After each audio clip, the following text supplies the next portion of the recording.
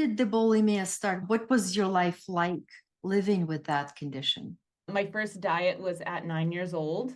I felt like I was overweight. I had an abusive father. I had a mom who was working multiple jobs to make ends meet and was being abused by her husband. And I had a chronically ill little sister. My role in the family was to just be good, be perfect, be convenient, abide by the rules, don't take up space. And I look back and I see the dieting was part of my taking back some control in a really chaotic household.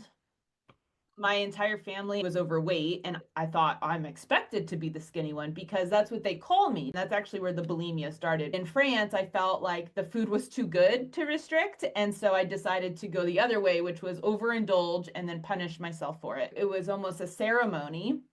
And that's actually a word that you brought up in our session that has really stuck with me, that I made ceremony out of my hurting myself. I would do things like punch myself in the stomach first and purged in places like airports and gas station bathrooms. So there was these like rituals of hurting myself, and it continued for many years. The last 8 years, I was still struggling with a few parts, and this is where you come in.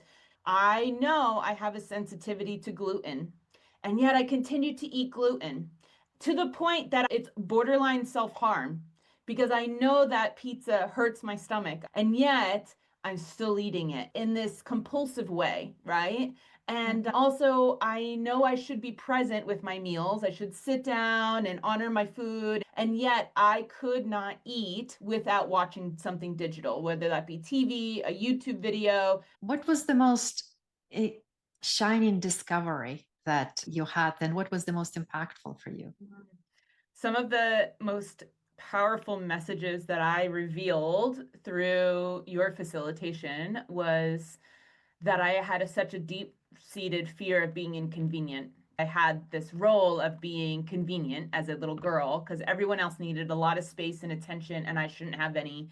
And so, being someone with a dietary restriction, such as gluten free, I put that in the category of being an inconvenient person. I couldn't accept I am someone with a dietary restriction because, and this was the facilitation, because I saw that as something as inconvenient, space taking, and unlovable. It's unlovable to have a need. Be perfect and needless.